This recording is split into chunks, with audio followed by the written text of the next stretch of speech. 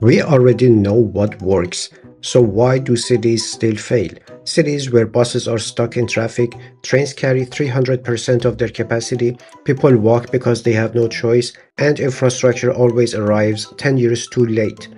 You would think the problem is lack of knowledge. It's not. You already know what causes congestion, what makes transport efficient, what improves safety, and what reduces inequality. And yet, many cities keep repeating the same mistakes.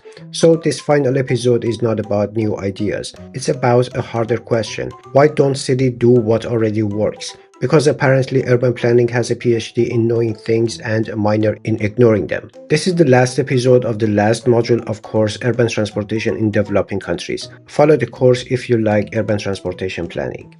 I'm Hushman Masoumi. It's Urban History.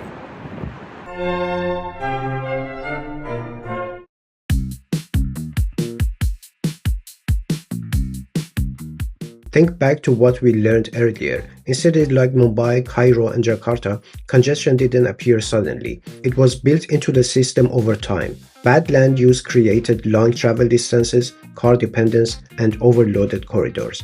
In contrast, in many developed cities, planning decisions made 70 years ago still shape mobility today.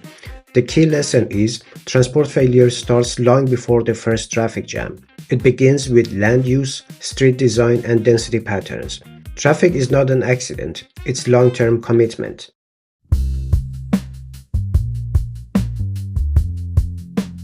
We saw this clearly in Module 3. Cities that expand roads, build flyovers, and increase capacity often see congestion return. Why? Because of induced demand.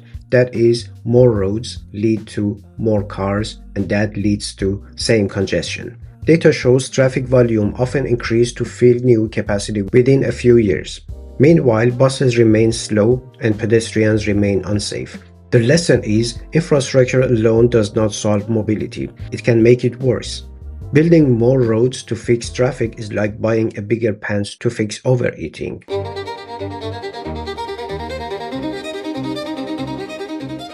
In Module 2, we saw matatus in Nairobi, microbuses in Cairo, and tuk-tuks across Asia. These systems carry 40 to 70% of daily trips in some cities, operate without heavy subsidies, and adapt quickly to demand.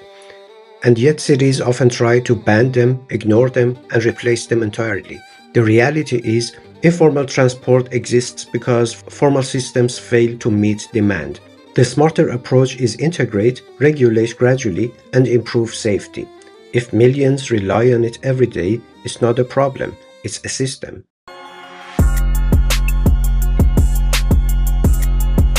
We saw in Module 5, 60 to 80% of road space often goes to cars, while 50 to 70% of trips are made by walking, cycling, and public transport. This mismatch creates congestion, inequality, and unsafe conditions. Human-centered street design improves safety, creates capacity, and reduces emissions. The lesson is, mobility outcomes are decided by how street space is allocated. Urban transport policy is just street design with consequences.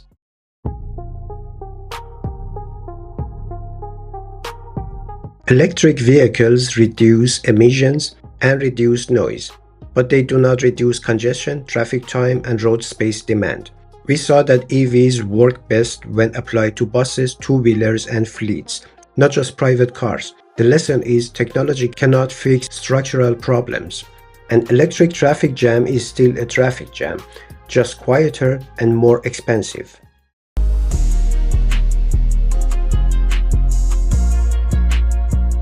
In many developing cities, 30 to 60% of trips are walking.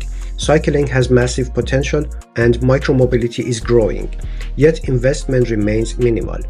The lesson is, the most important transport system already exists. It's just underfunded. Investing in sidewalks, crossings, and bike lanes can transform mobility quickly and cheaply. The future transport might already be under your feet.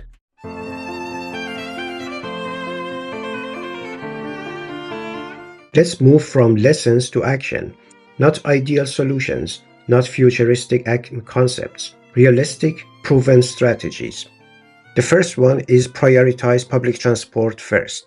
Bus rapid transit can move 10,000 plus passengers per hour per direction. Dedicated lanes improve speed and reliability immediately. Electrify buses for maximum impact. Strategy 2 is invest in walking infrastructure, sidewalks, crossings, and lighting. Reduce pedestrian fatalities, often 30 to 40% of deaths, and improve last mile access. Number 3 is build basic cycling networks. Even small networks can increase cycling dramatically. They are cheap compared to road expansion, and they are ideal for trips under 5 kilometers. Strategy number 4 is reallocate street space. Convert car lanes into bus lanes, bike lanes, and pedestrian zones. Even reallocating 10 to 20% of space can shift behavior.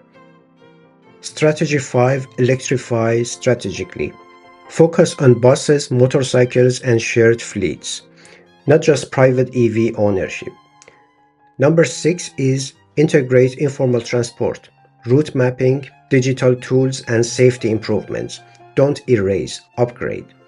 And finally, number 7, align land use and transport. Reduce trip distances, support density where transit exists, and avoid sprawl.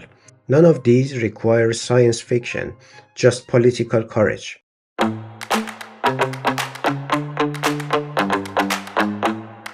Every solution we discussed already exists, has been tested, and has proven results. The real barrier is political resistance, institutional weakness, and short-term thinking. Transport reform redistributes space, changes habits, and creates winners and losers. That's why it's hard. Fixing traffic is easy. Convincing people is the difficult part.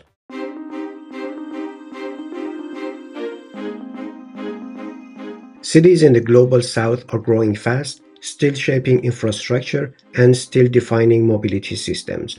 This is an opportunity. Unlike older cities, they can avoid mistakes, they can leapfrog bad models, and they can prioritize people early. The future will not be purely electric, purely automatic, or purely high-tech.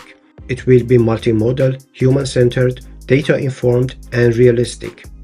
The smartest cities won't be the most advanced, they will be the most practical.